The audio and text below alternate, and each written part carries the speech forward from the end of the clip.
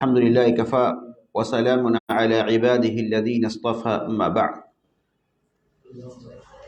أعوذ بالله من الشيطان الرجيم بسم الله الرحمن الرحيم والذين يؤمنون بما أنزل إليك وما أنزل من قبلك وبالآخرة هم يوقنون أولئك على هدى من ربهم وأولئك هم المفلحون إن الذين كفروا سواء عليهم أأنذرتهم أم لم تنذرهم لا يؤمنون ختم الله على قلوبهم وعلى سمعهم وعلى أبصارهم غشاوة وَلَهُمْ عَذَابٌ عَظِيمٌ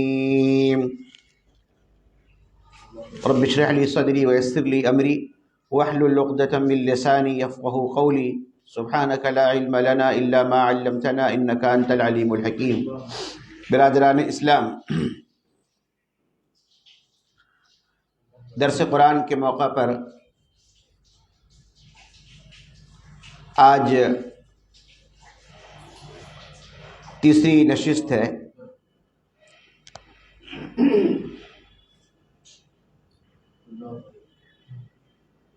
آج بھی سورۃ البقرہ کی ابتدائی آیات کی میں نے تلاوت کی ہے۔ گزشتہ درس میں چند آیات آپ کے سامنے تلاوت کی گئی تھی، اس کا ترجمہ اور مختصر سی وضاحت آپ کے سامنے آئی تھی، کچھ اس طریقے سے کہ اللہ رب العالمین نے اس کتاب کو یعنی قرآن کریم کو کتاب ہدایت بتایا اور کہا کہ ہدایت تقوی والوں کے لیے ہے۔ قرآن کریم سے ہدایت وہی لوگ حاصل کرے گا جس کے اندر تقوی ہو، جس کے اندر پلٹنے کا ارادہ ہو، جو انسان اپنے دل میں یہ تمنا اور خواہش رکھے کہ حق اور باطل کو سمجھیں اور جو حق ہو اس کو قبول کریں اور جو باطل ہو اس سے کنارہ کشی اختیار کر لیں۔ اگر اس نیت سے کوئی انسان قرآن کریم کی تلاوت کرتا ہے، اس کو سنتا ہے، اس کو سمجھتا ہے یا کسی سے سمجھنے کی کوشش کرتا ہے، تو اس نیت اور اس ارادے سے اگر کوئی بیٹھتا ہے تو اللہ تبارک و تعالی اس کو ہدایت عطا فرماتا ہے۔ اللہ رب العالمین نے فرمایا ذَلِكَ الْكِتَابُ لَا رَيْبَ فِيهِ کہ اس کتاب میں کوئی شک نہیں ہے کہ یہ کتاب منزل من اللہ ہے، اللہ رب العالمین کی جانب سے نازل کردہ کتاب ہے، اور یہ کہ ھدی للمتقین، اور یہ قرآن متقیوں کے لیے ہدایت ہے۔ اس کے بعد اللہ رب العالمین نے متقیوں کے کچھ اوصاف بیان فرمائے۔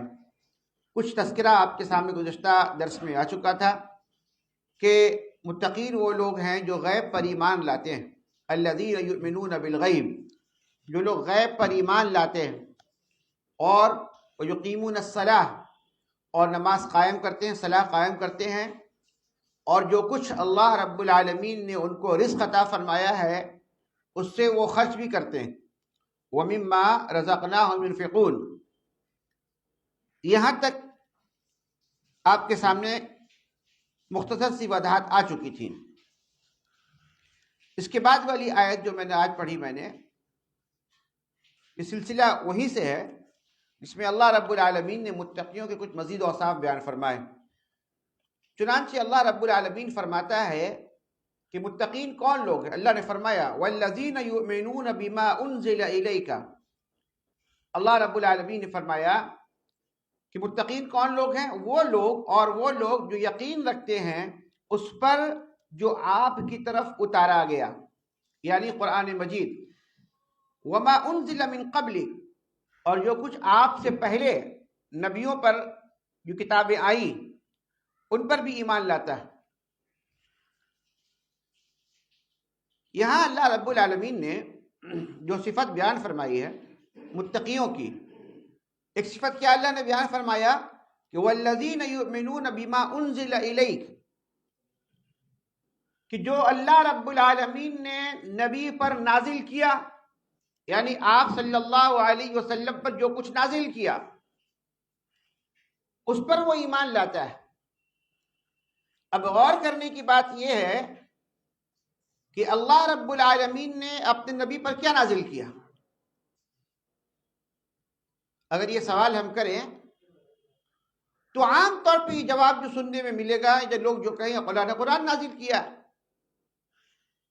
یقیناً قرآن نازل کیا، لیکن قرآن کریم کے ساتھ ساتھ اللہ رب العالمین نے اور کچھ بھی نازل کیا ہے۔ کیا نازل کیا؟ اللہ رب العالمین نے فرمایا وَأَنزَلَ اللَّهُ عَلَيْكَ الْكِتَابَ وَالْحِكْمَةَ، یہ سورہ نساء کی آیت ہے۔ اللہ رب العالمین نے فرمایا کہ اللہ رب العالمین نے اللہ نے آپ پر کتاب نازل کی اور حکمت نازل کیا۔ اللہ رب العالمین نے نبی کریم صلی اللہ علیہ وسلم پر کتاب بھی نازل کی اور حکمت بھی نازل کیا۔ اور حکمت کیا ہے؟ حکمت، جمہور علماء کا اس بات پر اتفاق ہے کہ حکمت سے مراد نبی کریم صلی اللہ علیہ وسلم کی سنت ہے، آپ کی حدیث ہے۔ جس طریقے سے اللہ رب العالمین نے قرآن کریم کو نازل فرمایا، اسی طریقے سے اللہ رب العالمین نے قرآن کریم کی تفسیر کو بھی نازل فرمایا جناب محمد رسول اللہ صلی اللہ علیہ وسلم پر۔ چنانچہ ہم دیکھتے ہیں کہ قرآن کریم کے اندر جو کچھ باتیں جو کچھ احکام بیان کیے گئے اس کی تفصیل جناب محمد رسول اللہ صلی اللہ علیہ وسلم نے کی۔ اور اگر جناب محمد رسول اللہ صلی اللہ علیہ وسلم نے وضو کے احکام جو اللہ نے قرآن میں بیان کیے، اس احکام کی تشریح اگر جناب محمد رسول اللہ صلی اللہ علیہ وسلم نے بیان فرمائی ہے کہ ہاتھ 3 مرتبہ دھونا ہے کم سے کم، یہاں تک کلی 3 مرتبہ کرنا ہے کم سے کم، 1 سے لے کر کے 3 تک، اسی طریقے سے چہرے کا دھونا ہے، ہاتھ کا دھونا ہے کہنیوں تک 3 مرتبہ، ان ساری چیزوں کی جو وضاحت جناب محمد رسول اللہ صلی اللہ علیہ وسلم نے کی، وضو کے تعلق سے، وضو کے کرنے سے پہلے کیا پڑھنا ہے، اس کے بعد کون سی دعا پڑھنی ہے، نماز کے لیے کھڑے ہونا ہے تو کیسے کھڑے ہونا ہے، قبلہ کی جانب کیسے کھڑے ہونا ہے، تکبیر تحریمہ کیسے کہنا ہے، نیت کہاں باندھنی ہے، پہلی رکعت میں ثنا کب پڑھنا ہے، رکوع میں کیا پڑھیں گے، سجدے میں کیا پڑھیں گے، رکوع سے اٹھنے کے بعد کیا پڑھیں گے، 2 سجدے کے درمیان کیا پڑھیں گے، تشہد میں کیسے بیٹھیں گے، آپ کی شہادت کی انگلیاں کیسے رہیں گی، ان تمام چیزوں کی جو وضاحت جناب محمد رسول اللہ صلی اللہ علیہ وسلم کی حدیثوں سے ملتی ہے، تو آپ کو یقین ہونا چاہیے کہ اللہ رب العالمین نے رسول اکرم صلی اللہ علیہ وسلم کی زبان مبارک سے نکلی ہوئی تمام باتوں کی تصدیق کی، اور اللہ رب العالمین نے فرمایا وَمَا يَنْتِقُ عَنِ الْهَوَىٰ إِنْ هُوَ إِلَّا وَحْيٌ يُوحَىٰ، کہ نبی اپنی جانب سے کچھ نہیں کہتے۔ اگر نبی نے ہمیں شہادت کی انگلی کو ہلانے کا ہمیں حکم دیا ہے تو یہ نبی نے اپنی جانب سے نہیں کہا، وَمَا يَنْتِقُ عَنِ الْهَوَىٰ، نبی اپنی جانب سے کچھ نہیں کہتے، إِنْ هُوَ إِلَّا وَحْيٌ يُوحَىٰ، کہ یہاں اللہ رب العالمین جو وحی کرتا ہے نبی صلی اللہ علیہ وسلم انہی باتوں کو بیان کرتے ہیں۔ آج ہم بڑی آسانی سے سنت کا مذاق اڑا دیتے ہیں، آج ہم بڑی آسانی سے سنت کا مذاق اڑا دیتے ہیں۔ کوئی کہتا کہ لگتا کہ مکھی بھگا رہا ہے، اگر کوئی تشہد میں بیٹھ کر اپنی انگلیوں کو حرکت دیتا ہے، اپنی انگلی کو حرکت دیتا ہے، تو لوگ کہتے ہیں کہ لگتا کہ مکھی بھگا رہا ہے، مچھر بھگا رہا ہے۔ نبی کریم صلی اللہ علیہ وسلم کی سنت کا مذاق اڑانا ہے نا؟ اگر کوئی رفع الیدین کرتا ہے تو اس کا مذاق اڑایا جاتا ہے۔ کیا رفع الیدین کا کرنا اور اس کا حکم اللہ کے نبی صلی اللہ علیہ وسلم نے نہیں دی؟ اور اگر رسول اللہ صلی اللہ علیہ وسلم نے ہمیں تعلیم دی ہے تو رسول اللہ صلی اللہ علیہ وسلم کو علم کہاں سے ہوا؟ کیا رسول اپنے من سے گڑھ کر کوئی بات بیان کر دیتے تھے؟ یہ بات ہمیں سمجھ میں آنی چاہیے، یہ بات ہمیں سمجھ میں آنی چاہیے۔ لوگ آسانی کے ساتھ کہتے ہیں ہمیں قرآن پر ایمان لانا ہے، قرآن ہمارے لیے کافی ہے، ہم کہاں حدیث کے چکر میں پڑیں گے؟ حدیث تو صحیح بھی ہے، ضعیف بھی ہے، موضوع بھی ہے، کہاں جائیں گے ہم؟ کن کن چیزوں کو دیکھیں گے؟ لہذا بہتر یہ ہے کہ قرآن پر عمل کرو، حدیث کو چھوڑ دو۔ میرے بھائیوں، میں بھی کہتا ہوں یقینی طور پر حدیثوں میں یہ درجہ ہے، ضعیف ہے، صحیح ہے، حسن ہے، موضوع ہے، اور بھی درجات ہیں، لیکن اللہ اکبر، اللہ رب العالمین نے اپنے بندوں میں سے ایسے بندوں کو چنا جنہوں نے اس پر محنت کی، رسول اکرم صلی اللہ علیہ وسلم کے صحیح حدیثوں کو چنا، اس کو تلاش کی، اس کو ایک جگہ جمع کیا، اور کام جاری ہے، قیامت تک انشاءاللہ کام جاری رہے گا۔ لوگ اللہ رب العالمین کے ایسے نیک بندے آتے رہیں گے جو اس طریقے کے حدیث پر اپنا کام کرتے رہیں گے، اور ضعیف ہے اور دیگر جو درجات ہیں اس کی جانب لوگ حکم لگاتے رہے ہیں اور لگاتے رہیں گے انشاءاللہ تعالی، تاکہ لوگوں کو اس کا فائدہ ہوتا رہے۔ لیکن یہ کہنا کہ حدیث کے چکر میں نہیں پڑنا ہے، یہ بہت بڑا فتنہ ہے۔ یہ وہ فتنہ ہے جسے منکرین حدیث کہتے ہیں، یہ انکار حدیث کا فتنہ ہے کہ ہم اللہ کے نبی کی سنت کو نہیں مانیں گے، اللہ کے نبی کی حدیث کو نہیں مانیں گے، اور کہیں گے قرآن ہمارے لیے کافی ہے، کیونکہ اللہ نے قرآن نازل کیا اور کچھ نازل نہیں کیا۔ اللہ رب العالمین نے فرمایا وَأَنزَلَ اللَّهُ عَلَيْكَ الْكِتَابَ وَالْحِكْمَةَ، ہم نے محمد صلی اللہ علیہ وسلم پر قرآن کو نازل کیا اور حکمت کو نازل کیا۔ تو متقی وہ ہے، تقوی والا وہ ہے، اور قرآن سے ہدایت وہ حاصل کر سکتا ہے جو اللہ کی کتاب جس طریقے سے قرآن کریم پر ایمان لاتا ہے، اسی طریقے سے محمد الرسول اللہ صلی اللہ علیہ وسلم کی حدیث سنت پر ایمان لاتا ہے، اور یہ ضروری ہے۔ اللہ نے فرمایا وَالَّذِينَ يُؤْمِنُونَ بِمَا أُنزِلَ إِلَيْكَ وَمَا أُنزِلَ مِن قَبْلِكَ، اور جو کچھ آپ سے پہلے جو نبیوں پر جو کتابیں اس پر ایمان لاتا ہے۔ ایمان لانے کا مطلب یہ نہیں کہ ہم اس پر عمل کریں بیٹھ کر کے، ابھی تورات پر عمل کریں، زبور پر عمل کریں، انجیل پر عمل کریں، اس لیے کہ اب وہ کتاب اصلی شکل میں موجود نہیں ہے۔ يُحَرِّفُونَ الْكَلِمَ مِن بَعْدِ مَوَاضِعِهِ وَنَسُوا حَظًّا مِّمَّا ذُكِّرُوا بِهِ، تحریف کر دی گئی اس کے اندر، بہت ساری چیزوں کو بھلا دیا گیا۔ ایمان یہ ہے کہ اللہ رب العالمین نے قرآن کریم سے پہلے بھی کتابیں نازل کی ہیں، تورات کو نازل کیا ہے، زبور کو نازل کیا، انجیل کو نازل کیا، صحیفے نازل ہوئے ہیں۔ ہمارا ایمان ہے اس بات پر، جس طریقے سے نبیوں پر ایمان لاتے ہیں، لا نفرق بین احد منہم، ہم جس طریقے سے نبیوں پر ایمان لاتے ہیں کہ اللہ رب العالمین نے بہت سارے نبیوں کو دنیا میں بھیجا، اسی طریقے سے ہمارا ایمان یہ بھی ہوتا ہے کہ ہم اس بات پر ایمان لاتے ہیں کہ اللہ رب العالمین نے بعض انبیاء کو کتابیں دی، صحیفے دیے، ہم ان چیزوں پر، ان باتوں پر بھی ایمان لاتے ہیں۔ ہم یہ نہیں کہتے کہ تورات کا نازل ہونا جھوٹ ہے، کوئی تورات نازل نہیں ہوا، کوئی انجیل نہ، کوئی زبور نازل نہیں ہوا، اب یہ نہیں کہ جھوٹ، ہم نہیں کہتے کہ جھوٹی بات ہے، نہیں، ہمارا ایمان ہے کہ اللہ نے تورات نازل کیا، زبور نازل کیا، انجیل نازل کیا، صحیفے نازل کیے، اور اسی طریقے سے آخری کتاب قرآن مجید کو نازل کیا۔ یہ قرآن کریم جو ہے، اب تک جتنی کتابیں دنیا میں آئی، اب تک جتنی کتابیں دنیا میں، ایک سوال پیدا ہو سکتا ہے، ایک سوال پیدا ہو سکتا ہے، وہ یہ کہ دیکھو دنیا اب ترقی کر رہی ہے، نئے نئے خیالات پیدا ہو رہے ہیں، نئی نئی ایجادات دنیا میں سامنے آ رہی ہیں، لائف اسٹائل لوگوں کا چینج ہو رہا ہے، تو کیا قرآن پرانی نہیں ہو گئی؟ اب کسی نئی کتاب کی ضرورت نہیں ہے؟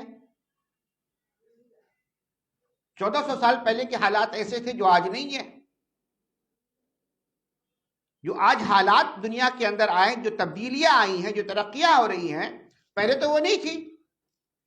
قرآن تو 1400 سال پہلے کے لیے ہے نا۔ جب حالات بدل رہے ہیں، ماحول بدل رہا ہے، طرز زندگی میں تبدیلی آ رہی ہے تو کتاب کی تبدیلی کیوں نہیں ہونی چاہیے؟ یہ سوال ہو سکتا ہے، لوگ کرتے بھی ہیں۔ بہت آسان سا جواب ہے کہ اگر آپ کے پاس جو موبائل ہے، جس موبائل کو آپ یوز کر رہے ہیں، وہ موبائل آپ کا بالکل نیو اپڈیٹ ورژن اگر ہے، پھر کیوں اس کو اپڈیٹ کریں گے آپ؟ جب آپ کے پاس موبائل بذات خود اپڈیٹ ورژن ہے، پھر آپ کیوں اپڈیٹ کرنے کی کوشش کر رہے ہیں اسے؟ یہ قرآن کریم قیامت تک کے لیے آنے والی نسل انسانی کے لیے اس قرآن کے اندر رہنمائی ہے۔ اللہ رب العالمین نے اس کتاب کے اندر قیامت تک آنے والے لوگوں کی رہنمائی کا انتظام کر دیا۔ یہ تو آلریڈی اپڈیٹ ورژن قرآن کریم ہے۔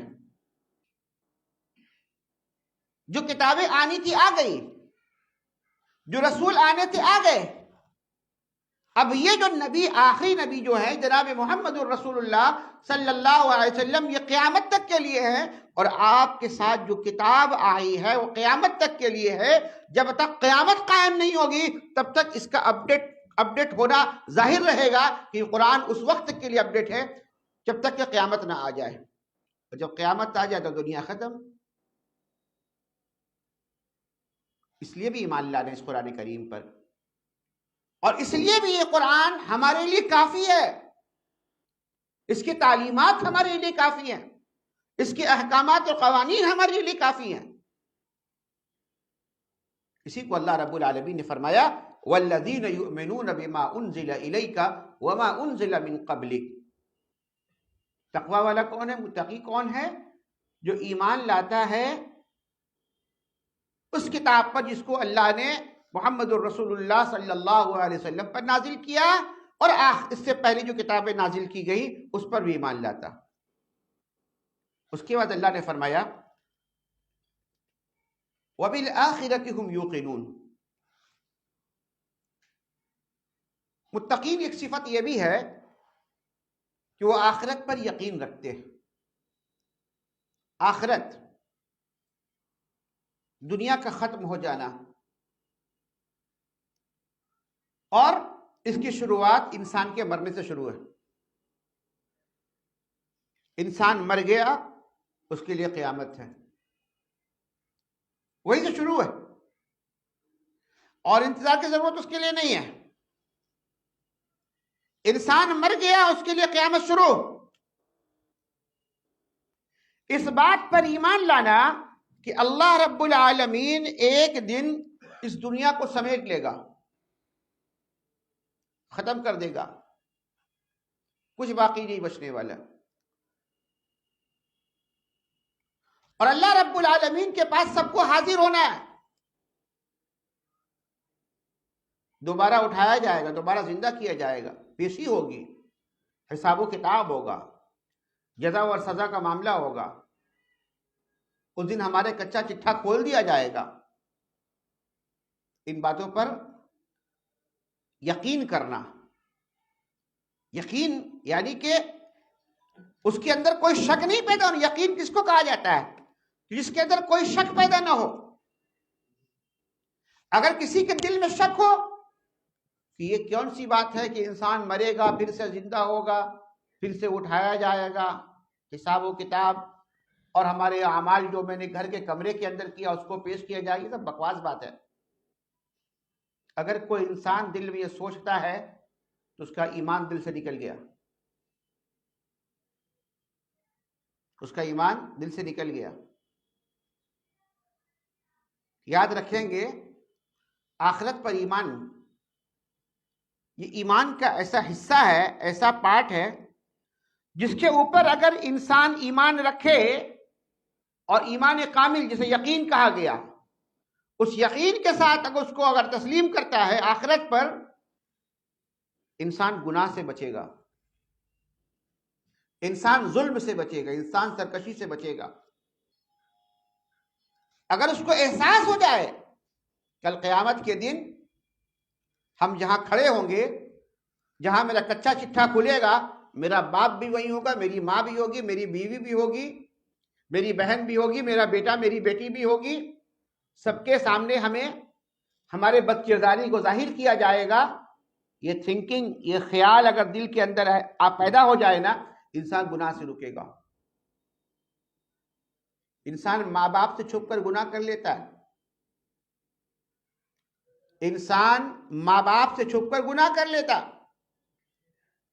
لیکن یہ دل میں یہ ایمان اگر آ جائے، آخرت پر یقین ہو، قیامت کے دن اللہ تبارک و تعالیٰ جب ہمارے نامہ اعمال کو ظاہر کرے گا تو ماں باپ بھی وہیں پر ہوں گے، سب کے سامنے آیا ہو جائے گا، آیا ہے ہمارے سب کے سامنے.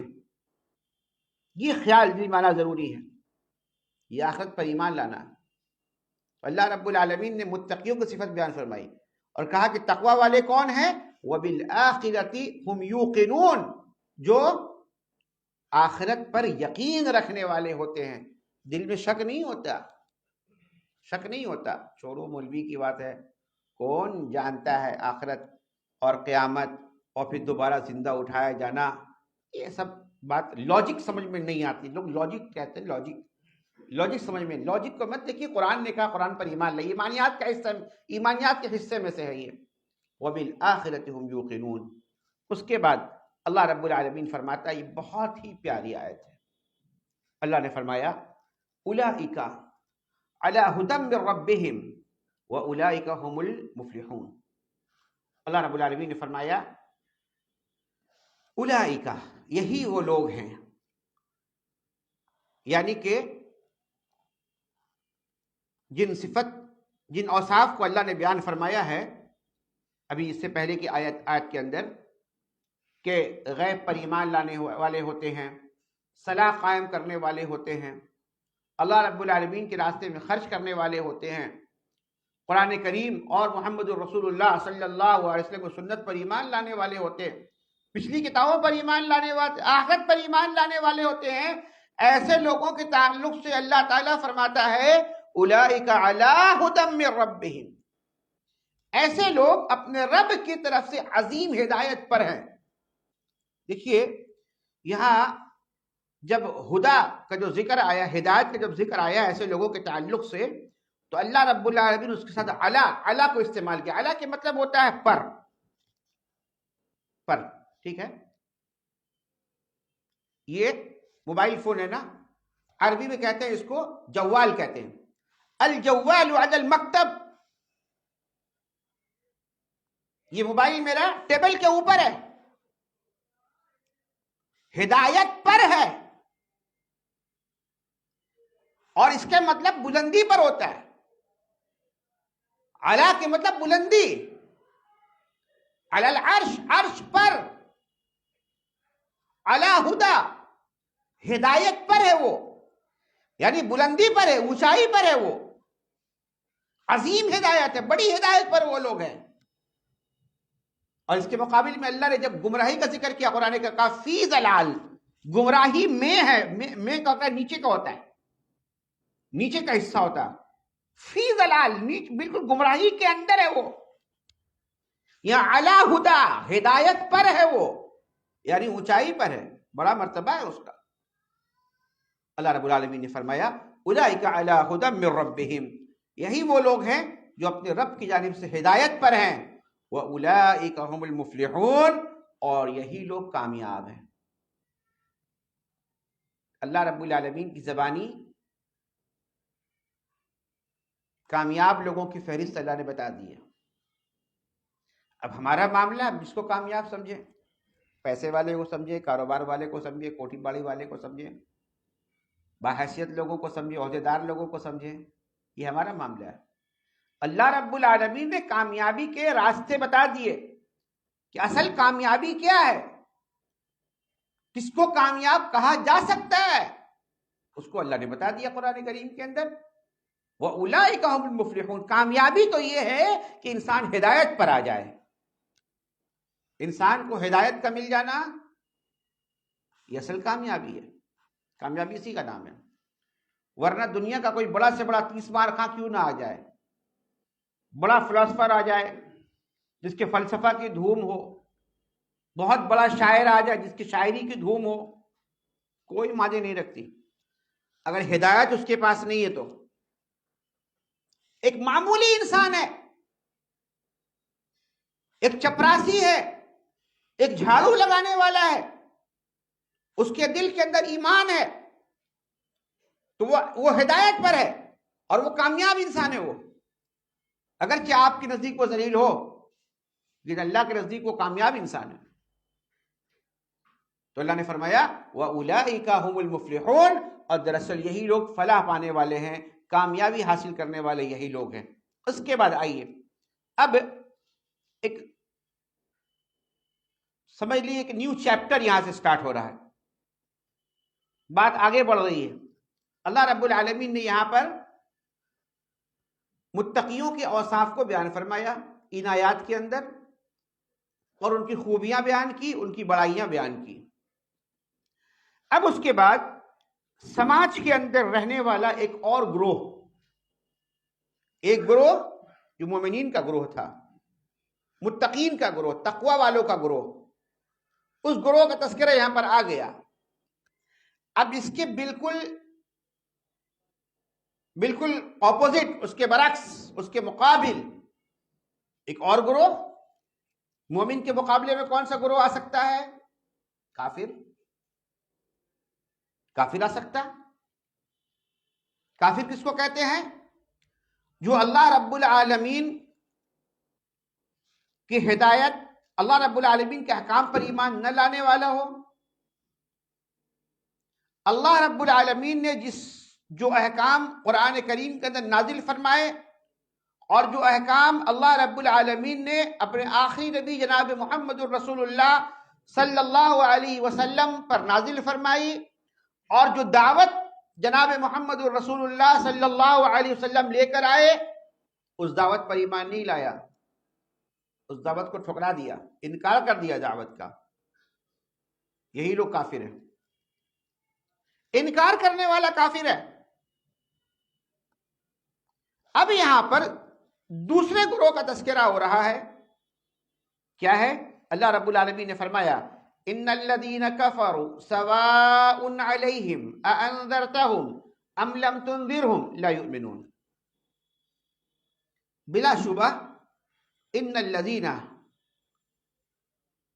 بلا شبہ جن لوگوں نے کفروا کفر کیا، جن لوگوں نے کفر کیا، جو اللہ رب العالمین کے احکام پر ایمان نہیں لائے، جنہوں نے نبی صلی اللہ علیہ وسلم کی دعوت کو ٹھکرا دیا، سواء علیہم، برابر ہے ان پر، انذرتہم، آپ ڈرائیں انہیں، ام لم تنذرہم، یا نہ ڈرائیں، لا یؤمنون، وہ ایمان نہیں لانے والے۔ بات کلیئر کٹ۔ اللہ رب العالمین نے جب رسول اکرم صلی اللہ علیہ وسلم کو نبوت اور رسالت سے سرفراز فرمایا تو نبی کریم جناب محمد الرسول اللہ صلی اللہ علیہ وسلم نے صفا کی چوٹی سے اعلان کیا یا ایھا الناس قولوا لا الہ الا اللہ تفلحوا۔ اس کے بعد اللہ رب العالمین نے نبی کو حکم دیا وانذر عشیرتک الاقربین، اور نبی کریم صلی اللہ علیہ وسلم اس کام میں لگ گئے، جٹ گئے۔ آپ صلی اللہ علیہ وسلم کوئی لمحہ کو ضائع نہیں کرتے تھے، کوئی وقت کو ضائع نہیں کرتے تھے کہ کیا کرے نہ کرے، ان لوگوں کو دعوت دے یا نہ دے۔ آپ صلی اللہ علیہ وسلم نے پوری کوشش کی، اور آپ صلی اللہ علیہ وسلم کی یہی کوشش ہوتی کہ یہ لوگ ایمان لے آئیں، لیکن جن لوگوں نے کفر کرنے کا ارادہ کر لیا اور ٹھان لیا کہ اب ان کی بات کو نہیں مانیں گے، ساری کوششوں کے کرنے کے باوجود بھی جب وہ ایمان نہ لائے تو اللہ رب العالمین نے محمد الرسول اللہ صلی اللہ علیہ وسلم کو تسلی دی۔ دیکھیے انسانی فطرت ہے، انسان جب کسی کام کو کرنے کی کوشش کرتا ہے نا، اب بہت محنت کرتا اس میں، بہت محنت کرتا، جتنی محنت ہو سکتی ہے محنت کرتا ہے، لیکن جب نتیجہ سامنے نہ آئے تو انسان پریشان ہو جاتا ہے۔ کیا بات ہے، کوئی راستہ تو چھوڑا نہیں ہم نے نا، سستی کرتے، کاہلی کرتے، چھوڑ دیتے، اگنور کر دیتے تو ایک بات تھی. ہم تو ہر طرح کی کوشش کر رہے ہیں، پھر کامیابی کیوں نہیں مل رہی ہے؟ انسان پریشان ہو جاتا ہے. نبی کریم جناب محمد الرسول اللہ صلی اللہ علیہ وسلم کو بھی پریشانی ہوتی، تکلیف ہوتی تھی. کوئی موقع تو ہم نہیں چھوڑتے ہیں دعوت پیش کرنے کی، پھر یہ لوگ کیوں نہیں مانتے؟ تو اللہ رب العالمین تسلی دی ان کو اور کہا ان الذین کفروا سواء علیہم، جن لوگوں نے کفر کیا ہے اور کفر پر اڑ گئے جو لوگ، سواء علیہم، برابر ہے ان کے لیے، انذرتہم ام لم تنذرہم، آپ ڈرائیں یا نہ ڈرائیں برابر ہے. ایمان نہیں لانے والے. اچھا اس کا معنی ہرگز کوئی نہ نکال لے کہ جب اللہ رب العالمین نے اس کے لیے ایمان رکھا ہی نہیں تو کیوں دعوت پیش کریں، ہم کیوں محنت کریں؟ ہو سکتا ہے ذہن میں یہ بات آ جائے، ارے اس کا پورا خاندان 4-5 پشت ہندو اور فلاں کافر چلا رہا ہے، اس کے سامنے جا کر دعوت دے کر فائدہ کیا؟ نہیں، دعوت تو آپ کو دینی ہے اور آپ کا دعوت دینا حجت ہے اس کے لیے، آپ کے لیے حجت ہے کہ آپ حجت قائم کریں کہ ہم نے دعوت پیش کی ہے. لیکن اگر آپ دعوت نہ دیں اور بیٹھ جائیں، کون اس کے پاس جائے گا؟ سننے والا نہیں ہے. کچھ لوگ ایسے ہوتے ہیں جو خود بھی کام نہیں کرتے، دوسروں کو کام کرنے بھی نہیں دیتے. لوگوں کی صفت ہوتی ہے، ایک انسان، ایک داعی دعوت کے میدان میں کام کر رہا ہے، وہ کوشش کرتا ہے فلاں جگہ جائیں، فلاں کے پاس جائیں، فلاں کی، دوسرا کہتا ہے چھوڑو، اس کو جانے کی ضرورت نہیں ہے، سدھرنے والا نہیں ہے. عام طور پر یہ بات ہم لوگ کہتے ہیں. نہیں، کوشش آپ کو کرنی ہوگی تاکہ آپ حجت قائم کر سکیں کہ میں نے دعوت پیش کی اور اللہ رب العالمین نے محمد الرسول اللہ صلی اللہ علیہ وسلم کو ایسی بات کا حکم دیا کہ فذکر انما انت مذکر لست علیہم بمسیطر، کہ آپ نصیحت کر دیجئے. آپ کا کام نصیحت کرنا ہے، ڈرانا ہے لوگوں کو. آپ کا اتنا کام ہے، آپ داروغہ نہیں، نگراں نہیں ہے، پولیس بنا کر نہیں بھیجے گئے آپ کہ زبردستی کسی کو مار پیٹ کر ایمان کلمہ پڑھوا دیں. آپ ایسا نہیں ہو سکتا. لست علیہم بمسیطر، آپ داروغہ نہیں ہے، نگراں نہیں کسی کے لیے. ہاں، دعوت پیش کرنا آپ کا کام ہے، ڈرانا آپ کا کام ہے، میرا پیغام پہنچانا آپ کا کام ہے. لہٰذا میری بھی ذمہ داری ہے کہ جہاں پر کفر ہے، جہاں شرک ہے، جہاں برائیاں ہیں، جہاں خرابیاں ہیں، وہاں ہم پیغام کو پہنچا دیں، بات کر دیں، توحید کو پہنچا دیں، محمد الرسول اللہ کی سنت کی تعلیم دے دیں. مانے نہیں مانے اس کا کام، آپ کی پکڑ نہیں ہوگی. تو اللہ نے فرمایا ان الذین کفروا سواء علیہم اانذرتہم ام لم تنذرہم لا یؤمنون. کیوں وہ ایمان نہیں لائیں گے؟ اب یہ اللہ رب العالمین وضاحت کر رہا ہے. یہ بھی ایک بات اللہ نے وضاحت کر دی. یہ ایمان کیوں نہیں لائے گا؟ اللہ جب کہتا ہے وما ہم بمؤمنین تو وجہ بیان کر رہا اللہ تبارک و تعالی. اللہ وجہ بیان کر رہا ہے. کیوں؟ ختم اللہ علی قلوبہم، اللہ رب العالمین نے اس کے دلوں پر مہر لگا دی ہے. اللہ اکبر. ختم اللہ علی قلوبہم، اللہ رب العالمین نے اس کے دلوں پر مہر لگا دی. وعلی سمعہم، اس کے کانوں پر مہر لگا دی ہے. وعلی ابصارہم غشاوہ، اور ان کی آنکھوں پر پردہ ہے، ان کی آنکھوں پر. دیکھیے، ہدایت حاصل کرنے کے 3 راستے ہیں. انسان کانوں سے سنے اور دل میں وہ بات گھر کر جائے. انسان آنکھوں سے دیکھے اور دل کے اندر وہ بات گھر کر جائے، قبول کر لے دل اس کو، ہے نا. انسان گمراہی میں پڑا ہوا تھا، شرک کر رہا ہے، قبر پرستی کر رہا ہے، بابا پرستی کر رہا ہے، مردہ پرستی کر رہا ہے. کہیں سے آیا، کہیں گیا، مسجد میں چلا آیا، کسی کے پاس، کسی عالم کے پاس، اچھے عالم کے پاس آیا، تقریر سن لی اس نے مردہ پرستی کے خلاف، شرک کے خلاف، توحید کی باتیں سن لی اس نے.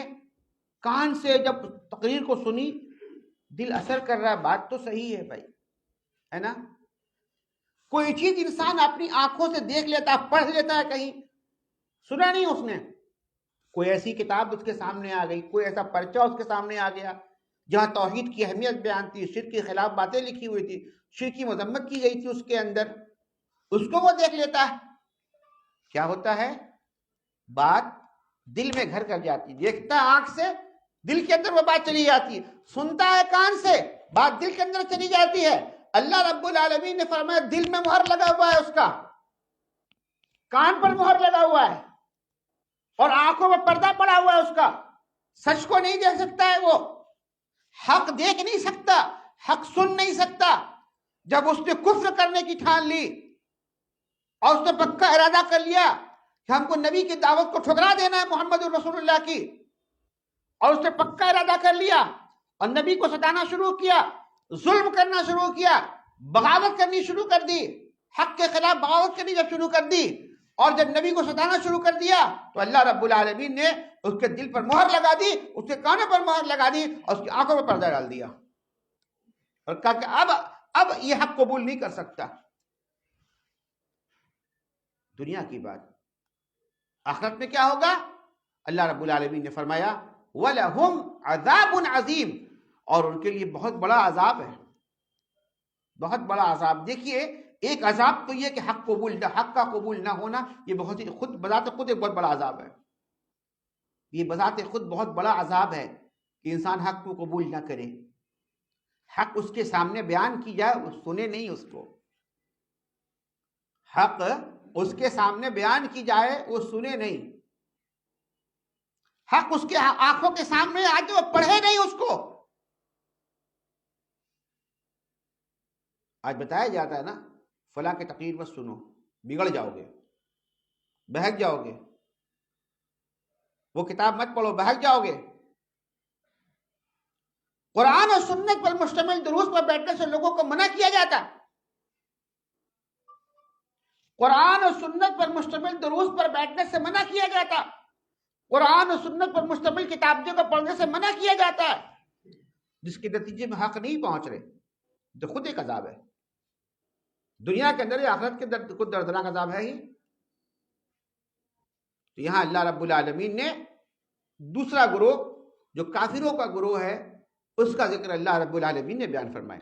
تو دو گروہ کا تذکرہ اب تک آیا آپ کے سامنے، ایک رکوع مکمل ہوئی آج، ایک رکوع آج مکمل ہوئی اور 7 آیات مکمل ہو گئی آج الحمدللہ۔ سورہ بقرہ کی ابتدائی 7 آیات تک ابھی اب پہنچے ہیں۔ انشاءاللہ تعالی آئندہ درس میں 8ویں آیت سے بات شروع ہوگی جس میں ایک اور گروہ کا تذکرہ ہے جو بہت ہی خطرناک گروہ ہے۔ انشاءاللہ تعالی آئندہ درس میں اس کی باتیں آپ کے سامنے آئیں گی۔ اللہ رب العالمین سے دعا ہے اللہ رب العالمین ہم جملہ مسلمانوں کو کتاب اللہ پر اور سنت رسول اللہ پر ایمان لانے کی توفیق عطا فرمائے، اس پر یقین رکھتے ہوئے جو احکام آئے ہیں اس پر عمل کرنے کے اللہ تعالی ہم سب کو توفیق عطا فرمائے، گناہوں سے، شرک سے، معصیت سے اللہ تبارک و تعالی ہم سب کو محفوظ رکھے۔ اقول قولی ھذا استغفر اللہ لی ولکم ولسائر المسلمین واستغفروه انہ هو الغفور الرحیم، وآخر دعوانا الحمد للہ رب العالمین، والسلام علیکم ورحمۃ اللہ وبرکاتہ۔